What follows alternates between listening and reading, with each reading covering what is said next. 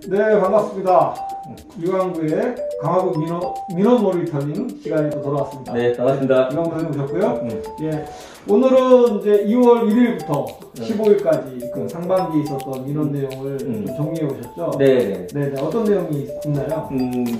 예전에 비해서는 그 공개 방법이 달라지면서 내용 공개가 없어졌죠. 예, 그러면서 이제 개수는 많이 줄어들었어요. 예. 그래도 여전히 의미 있는 민원들은 있는데 이번에 보면서 제가 가장 관심 있게 딱 와닿았던 거는 참 한라산이 출력을 못해갖고 좀 아쉬운데 분오리돈대에 관한 건데요. 분오리돈대. 분오리돈대면 강화 동방실증 바로 옆에. 그렇죠. 그러니까 돈대 어떤 분은 그러더라고요. 강화 돈대 중에 원형이 그래도 가장 잘 남아있는 돈대다. 약간 반달골로 이렇게 있잖아요. 거기가 굉장히 일출 장소로도 유명하고요.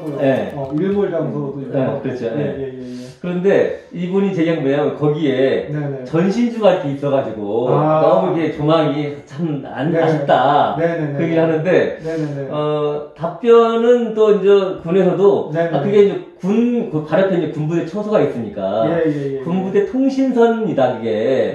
그래서 그 부분을 군부대하고 협의하겠다 했는데 이런 거야말로 우리 강화에서는 잘 처리해야 될 문제 같아요. 그렇죠. 네네네. 제가 이 문제에 대해서 또 다 와닿았냐면 제가 한 2년 전인가 이제 그 고등학교 친구들하고 보문사를 갔는데 보문사도 이렇게 참 전망이 좋고 그러잖아요. 딱 구경하고 내려오면서 딱 보는데 이 갯벌도 쫙 보이고 그러는데 그 아래쪽으로 그냥 전선들이 쫙 많은 거예요. 그러니까 저희 친구들이 이거 참 좀 저런 것들 어떻게 좀 잘 정돈하면 어떨까? 그런 얘기 하더라고요. 전신주가 문제가 아니고요. 그 철탑이 어마어마하게 많습니다. 특히 산을 이렇게 타고 넘으면서 철탑이 굉장히 많고요. 그래서 어쨌든 제 생각에는 강화에서 이렇게 손꼽으로 하면 문화역사 자산, 그다음에 생태 자연 자산이잖아요. 이런 것들은 좀 예산이 많이 들더라도 예를 들어서 지상으로 할 걸 지하로 한다던가 해가지고 하는 게 사실은 이게 우리가 관광으로 먹고 살고 이제 그런 곳이잖아요. 이제 그런 것에 대한 인식을 좀 분명하게 좀 세울 필요가 있겠다 이런 생각을 해봤습니다. 이 민원을 쓰신 분도 그런 거를 좀 우회하거나 땅으로 이렇게 하는 것이 큰 돈 드는 것이 아닐 텐데 그런 걸 좀 신경 쓰면 좋겠다 하고 어떤 담당자도 군부대하고 협의하고 있는데 협의가 될지 모르겠습니다. 얼마나 의지를 가지고 그 진행자도 말씀하셨지만 사실 우리 강화군의 예산이 적지 않거든요. 적지 않죠. 저희가 알기로는 몇 년 전에 이미 5천억 원을 넘어섰는데 지금은 제가 알기로 한 6천억 원 넘을 것 같은데 이제 그래서 저번에 언제 제가 말씀드렸잖아요. 우리가 이제 참여 예산제 같은 걸 해서 과거에 하던 대로만 할 게 아니라 정말 국민의 입장에서 어떤 데 돈을 써야 될지를 좀 제가 봤을 때는 불필요한 그 곳에 예산을 엄청 쓰고 정작 필요하고 강화의 가치를 높일 수 있는 곳에는 잘 안 쓰는 그런 부분이 있지 않나 그렇게 생각합니다. 네, 그런 면에서 자꾸 이런 민원이 제기되고 저희도 이런 소개를 한다는 거는 국민들한테 우리 예산을 좀 새롭게 잘 써보자 그런 문제 제기를 하는 거죠. 알겠습니다. 뭐 또 다른 민원. 그 다음에 제가 또 눈여겨본 거는 이 강화군 소식지에 대한 문제 제기인데요. 이게 이제 분기에 한 번 나오잖아요. 그 사실 한 50여 점 되는 거니까 간단한 내용은 아니거든요. 그렇죠. 근데 이제 우리 성함도 분명히 밝히셨으니까 하동호 선생님인데 이거는 이렇게 얘기하는 거예요. 그러니까 한 50여 쪽 되는 강화군 소식지에 보니까 5쪽 정도를, 그러니까 10% 정도를 그것도 강화군 공무원까지 다 동원돼 가지고 이 강화의 어떤 신문의 논조에 대해서 비판하는 걸 썼더라. 근데 그러면서 이거는 참 올바른 방식이 아니다. 그러니까 강화군 행정에 대해서 문제 제기하는 언론에 대해서 뭔가 문제 얘기를 하려면은 다른 절차들이 있는데 다른 언론 중재위라든가 이런 것도 있고 그러는데 그거를 예산을 들여서 하는 강화군 소식지에 강화군 공무원까지 이렇게 동원해서 하는 거는 옳지 않다라는 얘기를 하신 거예요. 제가 강화뉴스 담당자긴 하지만 참 너무 치사하고요.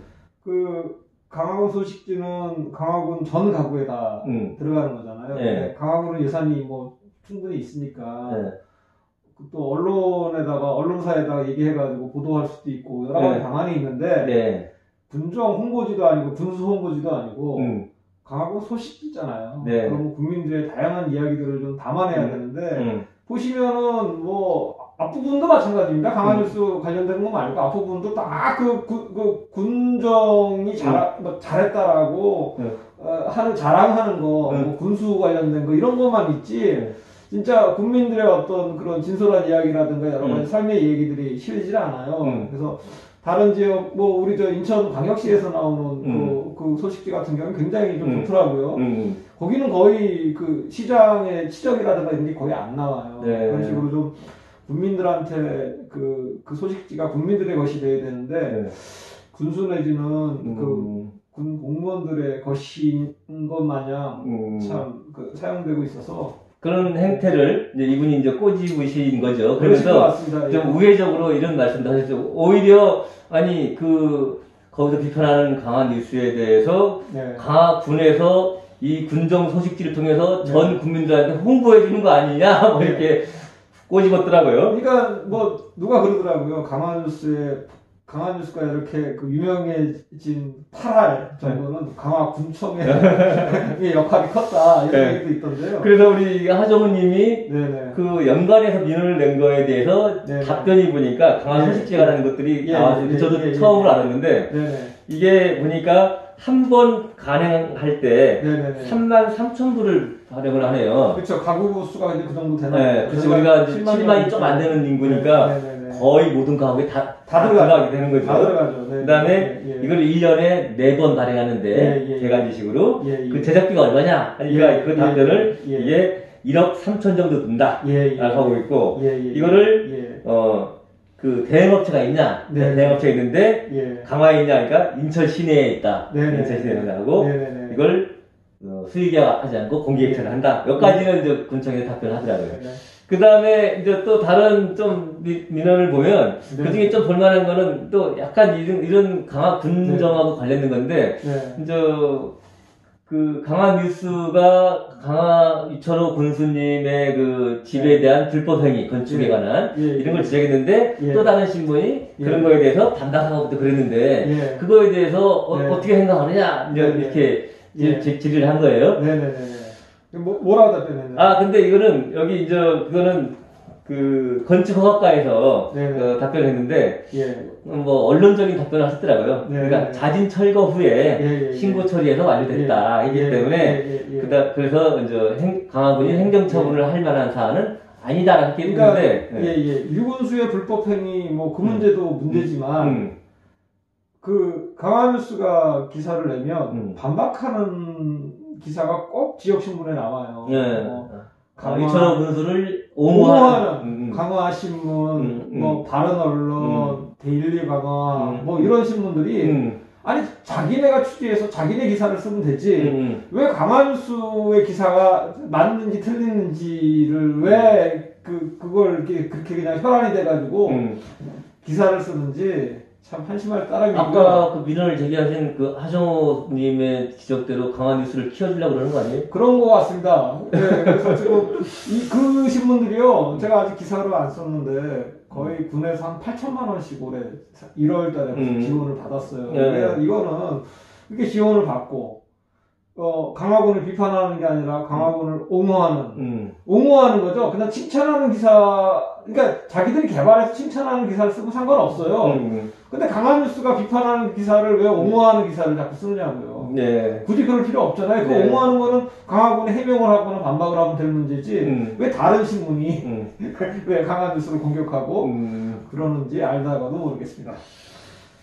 그리고 이제 다른 것들은 좀 뭐 쟁점이 될 만한 것들이 있는데 사실 이제 제가 그렇다고 뭐 제가 더 깊이 파헤칠 수 있는 그런 위치가 아니기 때문에 예를 들면 뭐 마스크에 관한 논쟁 그라든가 그다음에 북산공원에서의 비닐하우스 보상문제라든가 이런 것들이 있는데 이 질의와 답변만 가지고는 제가 충분히 파악하기는 어렵더라고요.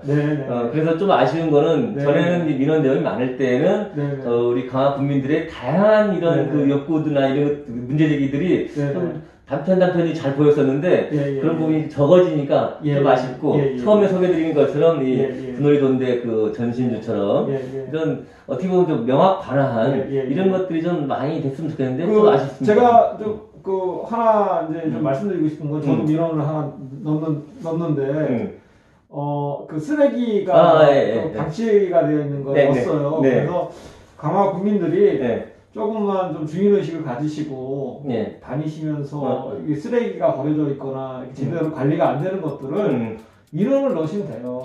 사진 찍으시고 해서 민원을 넣으시면 그런 사항들은 대부분 다 해결이 되니까요. 지금 저희 곳곳에 가다 보면 너무 지저분합니다. 맞습니다. 너무 지저분해서 또 국민들이 또 공무원들이 또 그런 것들을 또 다 확인하는 데는 또 한계가 있으니까요. 국민들이 나서셔서 이제 공무원들이 제대로 일을 할 수 있게끔 민원을 적극적으로 넣어주시는 것도 좋은 방법일 것 같습니다. 그럼 어쨌든 이 강화군 민원 게시판이 그런 긍정적인 역할을 분명히 하고는 있다라고 뭐 생각합니다. 아이고 벌써 또 이제 마쳐야 될 시간이 다가온 것 같습니다. 다음 또 시간에 뵙도록 하겠습니다. 네, 고맙습니다.